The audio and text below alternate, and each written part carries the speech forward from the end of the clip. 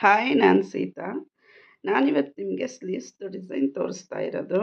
ನೋಡಿ, ಮೊದಲು ನಾವು ಏನು ಬ್ಲೌಸ್ ಮೇನ್ ಫ್ಯಾಬ್ರಿಕ್ ಇದೆಯಾ ಇರೋದಲ್ಲ, ಅದಕ್ಕೆ ಈ ಥರ ಮಾರ್ಕ್ ಮಾಡ್ಕೊಳ್ಳಿ.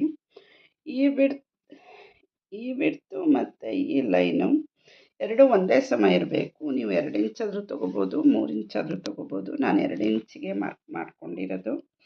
ಈ ಥರ ಮಾಡಿಕೊಂಡು ಈ ಲೈನು ಕಟ್ ಮಾಡಿಕೊಂಡು ಆಮೇಲೆ ತ್ರಿಭುಜ ಬರೋ ಥರ, ಕೋನ ಬರೋ ಥರ ಮಡಿಸಿಟ್ಕೊಂಡು ಸ್ಟಿಚ್ ಮಾಡಬೇಕು.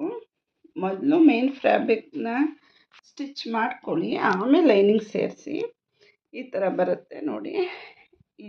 ಇಲ್ಲಿ ಮೇನ್ ಫ್ಯಾಬ್ರಿಕ್ ನಾನು ಸ್ಟಿಚ್ ಮಾಡಿರೋದನ್ನು ಆಮೇಲೆ ಲೈನಿಂಗ್ ಜಾಯಿಂಟ್ ಮಾಡಿರೋದು. ಇದು ನನ್ನದು ಸ್ಲೀವ್ಸ್ ಡಿಸೈನು.